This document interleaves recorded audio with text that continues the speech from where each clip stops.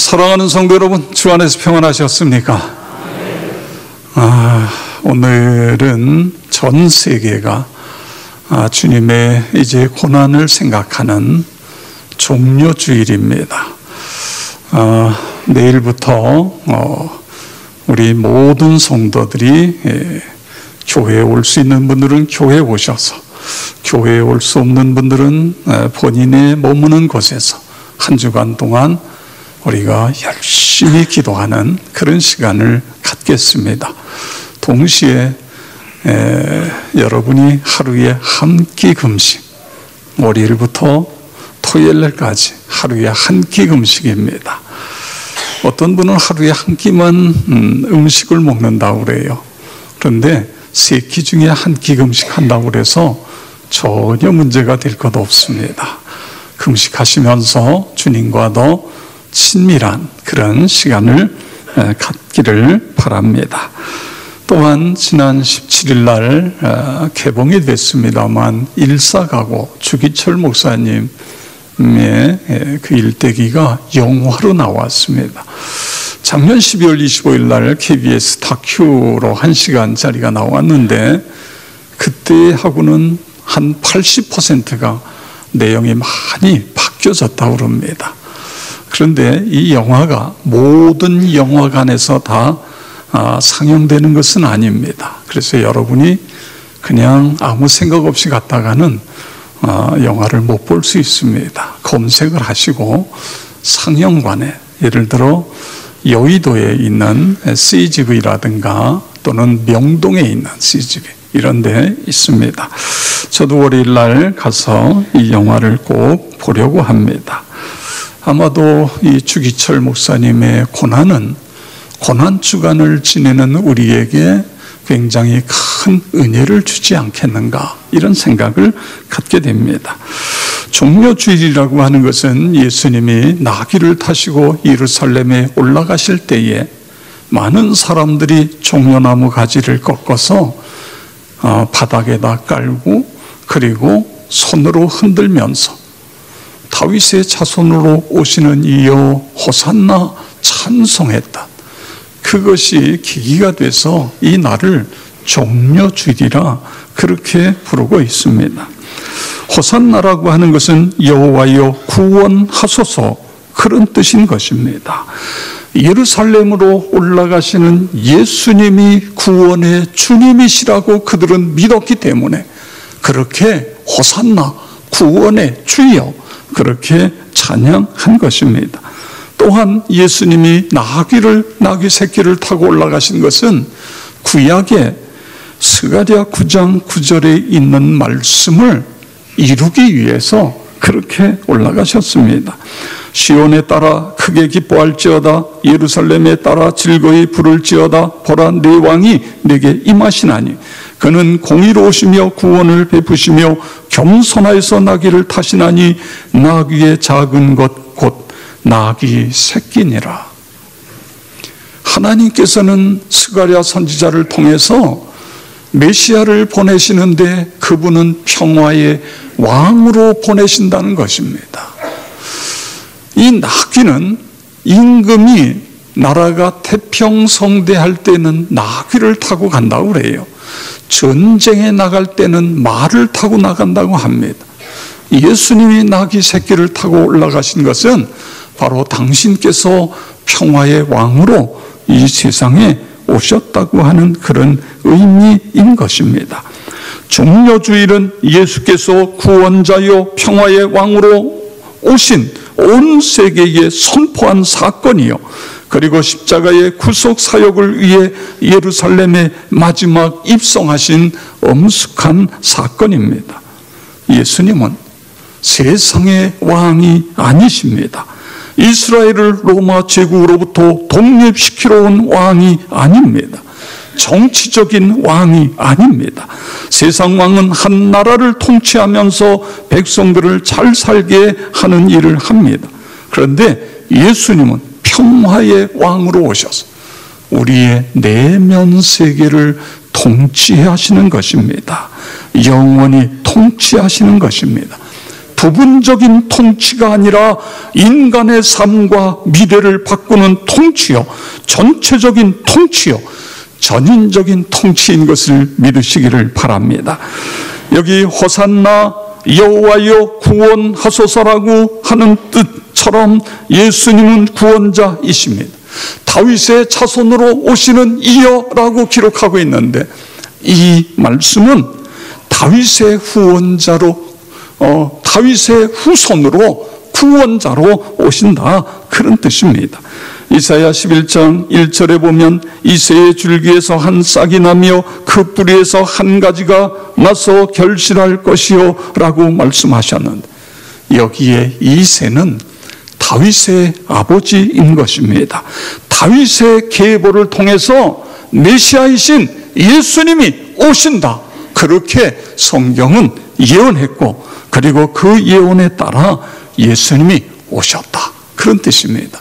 많은 사람들이 종려나무 가지를 흔들면서 종려나무 가지를 바닥에 깔고 자신의 웃옷을 벗어서 길에다 깔면서 다윗의 자손으로 오시는 이여라고 외친 것은 바로 이사야 11장 1절에 있는 이 예언이 예수님에게 이루어졌다. 예수님은 우리를 구원하시기 위해서 다윗의 후손으로 오신 분입니다 라고 찬양하고 있는 것입니다. 사랑하는 성도 여러분, 예수님이 여러분의 구세주이심을 믿으시기를 바랍니다. 다윗의 자손으로 오신 메시아이심을 믿으시기를 바랍니다. 예수를 구세주로 믿으면 그분은 우리의 인생을 거듭나게 하시는 것입니다. 우리의 인생을 바꾸어 주십니다. 인생뿐만 아니라 역사를 바꾸어 주시는 것입니다. 우리처럼 남녀가 결혼해서 태어난 사람이 아닙니다. 하나님께서 인간 세상에 보내신 하나님의 아들이십니다. 성령으로 잉태되셨고 죄 없는 인간으로 태어나셨습니다. 그리고 우리의 죄를 대신해서 십자가에 못 박히시고 피 흘려 우리를 구속하신 것입니다. 대속의 죽음을 죽으신 것입니다.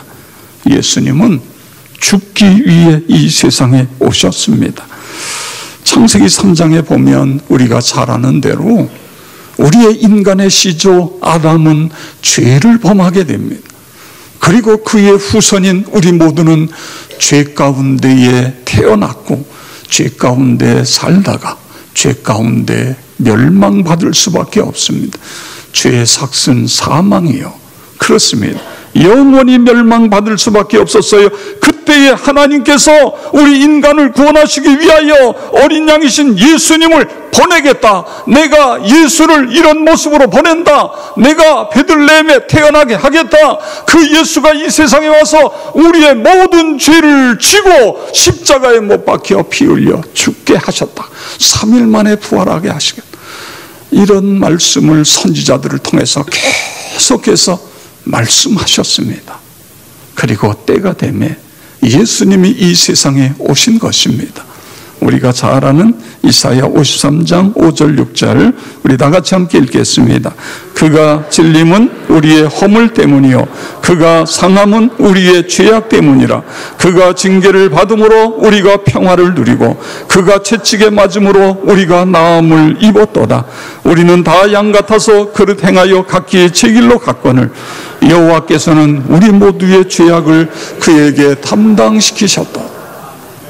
하나님께서 우리 모두의 죄악을 그에게 담당시키셨어요. 그래서 예수님께서 우리의 죄를 대신해서 십자가에 피 흘려 못 박혀 죽으신 것입니다. 그가 찔렸기 때문에 우리가 평화를 누리게 되고 그가 채찍에 맞았기 때문에 우리가 나음을 입게 되어진 것입니다. 예수님은 이 사실을 어떻게 말씀하고 계시죠? 마가복음 10장 45절에 보면 인자가 온 것은 섬김을 받으려 함이 아니라 도리어 섬기려 하고 자기 목숨을 많은 사람의 대속물로 주려 함이니라. 내가 이 세상에 온 것은 많은 사람, 자기 목숨을 많은 사람의 대속물로 주기 위해서 왔다. 그리고 지금 예수님은 그렇게 하시기 위해서 예루살렘을 향하여 올라가고 계신 것입니다. 성도 여러분, 예수님이 나의 죄를 속하기 위하여 십자가에 죽으셨다. 이것이 복음의 핵심인 것을 믿으시기를 바랍니다. 예수님께서 십자가에 달림으로 우리를 위해 죽으심으로 우리에게 영원한 생명이 주어졌다. 이것이 복음의 핵심인 것입니다. 그리고 부활하셨어요. 그래서 십자가가 은혜인 것입니다. 십자가가 생명의 시작인 것입니다. 십자가 없이는 참된 신앙 고백이 있을 수 없는 것입니다. 십자가 없이는 진실한 기도가 있을 수 없습니다. 십자가를 믿을 때에 기쁨과 감사가 흘러 넘치는 것입니다. 감격하게 되고 사랑하게 되어지는 것입니다. 여러분, 십자가 없는 신앙은 껍데기인 것입니다. 철학자 키에르케고르가 이런 말을 했어요. 인생은 20부터 아니 40부터가 아니다. 그럼 인생은 20부터 아니면 인생은 60부터? 여러분 중에 연세가 많으신 분, 인생은 80부터입니까? 아멘한 집사님은 지금 70인데 70이 이제 막 넘었습니다. 그런데 여러분, 키에르케고르는 이런 이야기를 했어요. 인생은 십자가부터다. 인생은 십자가로부터다. 무슨 이야기죠? 예수 십자가의 사건을 믿을 때에 우리가 거듭나는 거예요. 다시 태어나는 거예요. 그래서 우리의 인생은 바로 십자가로부터다. 이런 이야기를 한 것입니다. 한번 따라서 하겠습니다. 십자가의 도가 멸망하는 자에게는 미련한 것이요, 구원을 받는 우리에게는 하나님의 능력이라. 여러분 믿으시기 바랍니다. 그렇습니다. 구원을 받는 우리에게는 십자가가 능력이 되어지는 것입니다. 여러분, 예수의 십자가가 행복의 근원인 것을 믿으시기 바랍니다. 이 사실을 믿을 때부터 우리에게 치유가 일어나는 것입니다. 회복과 평안과 충만이 일어나는 것입니다. 인생의 치유와 행복은 십자가의 능력에서부터 시작되어지는 것입니다.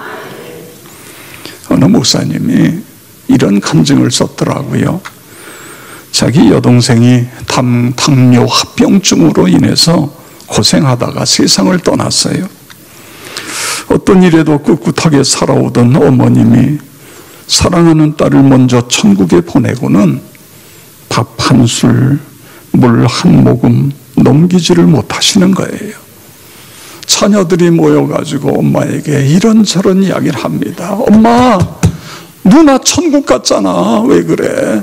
정신 차려. 아무리 이야기를 해도 엄마는 그냥 나 좀 놔둬라. 내버려둬. 그리고는 그냥 거기서 헤어나오질 못하시는 거예요. 목사 이기전의 아들로서 어머니가 너무 안쓰럽고 죄송해서 어쩔 줄 모르다가 마침 이스라엘에 성지순례 갔다 온 분이 이 종려나무 잎으로 만든 그런 십자가를 하나 선물을 받았는데 그걸 엄마에게 드렸어요. 근데 며칠 후에 엄마한테서 전화가 온 것입니다. 김 목사 고마워. 십자가가 묘약이구먼. 여러분, 그 십자가 종려나무 잎으로 만든 십자가이기 때문에 엄마가 다시 회복이 된 것일까요? 그 십자가를 보면서 예수님이 나를 위하여 십자가에 못 박히셨는데, 예수님이 다시 부활하셨는데, 예수님이 저 영원한 천국을 만드셨는데, 내 사랑하는 딸이 나보다 먼저 천국에 갔는데 내가 왜 이러고 있지? 내가 지금 뭐 하는 거야? 하나님이 십자가의 은혜가 다시 새 힘을 주신 것입니다. 그래서 다시 일어나게 되어진 것입니다. 여러분, 우리는 지금 고난주간을 지내고 있습니다. 예수 그리스도의 십자가는 상징물도 장식품도 아닙니다. 예수 십자가는 능력인 것을 믿고 하나님 앞에 더 가까이 나아가는 것입니다. 십자가를 사랑하고 자랑하는 것입니다. 십자가의 은혜 속에 더 충만히 우리가 들어가는 것입니다. 하나님, 이 은혜가 내 심령에 깊이 이 은혜가 머무르게 해 주시옵소서. 우리 찬송가 150장 1절인데 우리 다 같이 함께 부릅니다. 갈보리산 위에 십자가 섰으니 주가 고난을 당한 표라.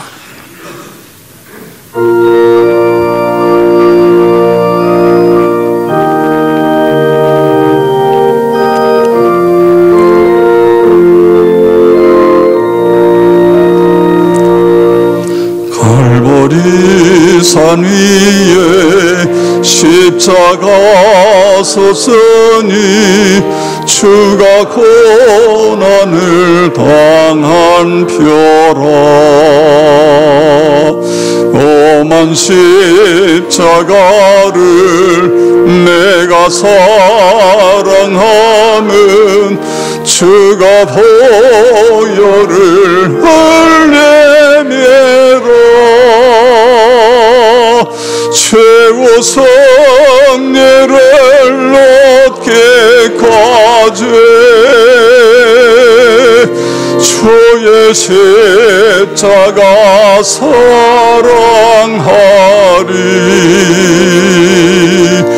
빛난 멸류관 받기까지 험한 십자가 붙들겠네.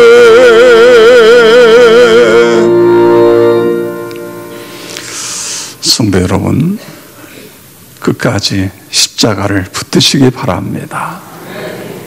저는 오늘 이 말씀을 묵상하면서 예수님께서 십자가를 지시기 위하여 골고다를 향하여 올라가시, 십자가를 향하여 예루살렘을 향하여 올라가고 계시는데 그 십자가를 지시는 예수님이 나에게 무엇을 원하시나, 우리에게 무엇을 원하실까, 그런 말씀을 묵상했습니다. 여러분, 예수님께 여쭤보면 예수님이 뭐라고 대답하실 것 같아요? 내가 너를 위하여 십자가를 졌는데 너는 나를 위하여 무엇을 하기를 원하니? 저는 이 말씀을 묵상하다가 예수님이 성전에 올라가셔서 첫 번째 하신 일이 성전을 청결케 하신 것입니다. 성전 안에서 비둘기 팔고 돈 바꾸고 하는 사람들의 상을 들러 엎으시면서 만민의 기도하는 집을 너희가 강도의 구려를 만들었도다. 여러분, 우리를 위하여 십자가를 지시기 위해서 올라가신 예수님은 우리에게 뭘 원하세요? 성전을 정결케 하기를 원하세요. 고린도전서 1장에 보면 너희는 하나님의 성전이요 라고 말씀하고 있습니다. 우리의 마음이 하나님의 성전이라는 거예요. 그래서 그분이 우리의 마음을 청결케 하기를 원하신다. 그렇게 하나님께서 제 마음속에 말씀하고 계십니다. 여러분, 왜 하나님이 우리의 마음을 청결케 하기를 원하시죠? 우리의 마음이 깨끗해야 하나님이 우리에게 임재하시기 때문에 그렇습니다. 하나님이 우리에게 임재하시면 하나님과 우리와 서로 가까워질 수 있어요. 하나가 될 수 있어요. 서로 교제하며 하나님의 은혜 속에 더 깊이 들어갈 수 있게 되어지는 것입니다. 그래서 하나님은 내가 거룩하기 때문에 너희도 거룩하라고 그렇게 말씀하고 계십니다. 우리 베드로전서 1장 15절인데 다 같이 읽겠습니다. 오직 너희를 부르신 거룩한 이처럼 너희도 모든 행실에 거룩한 자가 되라. 기록되었으되 내가 거룩하니 너희도 거룩할지어다 하셨느니라. 아멘. 이 고난주간에 하나님이 우리에게 원하시는 것은 나를 닮으라는 거예요. 내 거룩성을 닮으라는 것입니다. 여러분, 내가 성결한 것처럼 너희도 성결하라. 그래야 나와 교제한다. 그래야 내가 네 속에 들어가서 너의 삶을 능력에 있는 삶으로 바꾸어 주신다. 할렐루야. 그렇습니다. 그래서 우리 안에 오시기를 원하시는 거예요. 저는 여러분에게 우리가 하루에 한 끼 금식하자고 그랬어요. 여러분, 왜 우리가 금식하지요? 예수님이 고난당하신 고난을 체험해 보기 위해서 한 끼 금식해가지고 고난 체험이 되겠습니까? 물론 그런 뜻도 있습니다. 그러나 금식하는 것은 성결해지기 위해서 그런 거예요. 하나님께서 우리에게 거룩을 요구하시는데 우리가 금식하면서 하나님, 이 고난주간에 십자가 앞에 더 가까이 나가서 내 속사람 더러워진 부분들을 깨끗이 씻어내서 그래서 하나님의 마음이 되기를 원합니다. 하나님과 내가 하나가 되기를 원합니다. 그러면 평화가 오는 것입니다. 주님이 내 안에 거하시면 가정에 평화가 이루어지는 거예요. 주님이 우리 성도들의 마음속에 거하시면 그 교회는 부흥이 일어나는 거예요. 교회가 건강해지요. 그런 교회들이 점점 많아지면 그 나라는 더욱 왕성해지는 것입니다. 하나님, 우리나라가 그런 나라가 되게 해 주시옵소서. 또 하나 저에게 말씀하시는 것은 예수님이 왜 십자가를 지시기 위해 예루살렘으로 올라가셨죠? 왜 예수님이 십자가를 지셨어요? 우리를 구원하시기 위해서 그런 거예요. 그 예수님은 우리뿐만 아니라 이 땅에 있는 모든 사람들이 구원을 받기를 원하세요. 이것이 하나님 아버지의 뜻인 것입니다. 그래서 저에게 계속 하시는 말씀이 이 고난주간에 영혼을 사랑하는 마음을 우리 모든 성도들이 다 갖도록 그렇게 하라는 거예요. 우리가 4월 24일 날 섬김 나눔 전도 축제를 하면서 우리가 전도해야 될 사람들을 이름을 적어 하나님께 올려드리고 아직 못하신 분들은 계속 쓰셔요. 그리고 그 이름을 불러가며 기도하고 그들을 초청해서 예수 믿게 하는 것, 복음을 듣게 하는 것입니다. 그리고 이 일을 위해서 우리가 열심히 기도하는 거예요. 한 주간 동안 하나님 앞에 최선을 다해서 기도하는 것입니다. 성도 여러분, 기도할 때에 하나님이 역사하시는 것을 믿으시기 바랍니다. 내 집은 만민이 기도하는 집이라 말씀하신 것처럼 내 마음을 강도의 굴혈로 만들지 않으려면 우리가 기도해야 되는 거예요. 기도해야 됩니다. 기도하면 하나님이 역사하십니다. 눈물로 기도하면 하나님이 반드시 일을 하시는 것입니다. 당신의 능력의 손을 움직여 주시는 것입니다. 기도 외에는 이런 유가 나갈 수 없느니라. 그렇습니다. 기도해야 내 심령이 바꿔져요. 기도해야 내 마음속에 부흥이 일어나는 것입니다. 기도하니까 베드로가 감옥에서 나오게 되어 기도하니까 죽었던 사람이 다시 살아나게 되어지는 것입니다. 하나님의 방법은 기도인 것입니다. 성도 여러분, 여러분이 지금 살아가는 삶이 절망적입니까? 힘듭니까? 기도하시기 바랍니다. 상처받았습니까? 이 깨진 감정을 치유하는 것이 기도인 것입니다. 중독에 들어있습니까? 그 중독도 거기서 해방시켜주는 것이 기도인 것입니다. 우리가 기도하면 하나님이 들으시고 하나님이 역사하시는 것입니다. 기도로 승리한 다윗의 고백을 들어볼까요? 시편 40편 1절, 2절, 5절 우리 다같이 함께 읽겠습니다. 내가 여호와를 기다렸더니 귀를 기울이사 나의 부르짖음을 들으셨도다. 나를 기가 막힐 웅덩이와 수렁에서 끌어올리시고 내 발을 반석 위에 두사 내 걸음을 견고하게 하셨도다. 여호와 나의 하나님이여, 주께서 행하신 기적이 많고 우리를 향하신 주의 생각도 많아. 누구도 주와 견질 수 없나이다. 내가 널리 말하고자 하나 너무 많아 그 수를 셀 수도 없나이다. 아멘. 뭘 셀 수 없다고요? 하나님께서 기도해서 하나님이 응답하셨던 것, 하나님이 함께 하셨던 흔적들, 하나님이 이루신 놀라운 기적들 너무 많아서 셀 수가 없습니다. 이것이 다윗의 고백인 것입니다. 조이마이어가 쓴 절실한 기도의 능력이라고 하는 책에 보면 이런 간증이 나와요. 어느 자매의 어머니가 난소암과 자궁암 진단을 받았어요.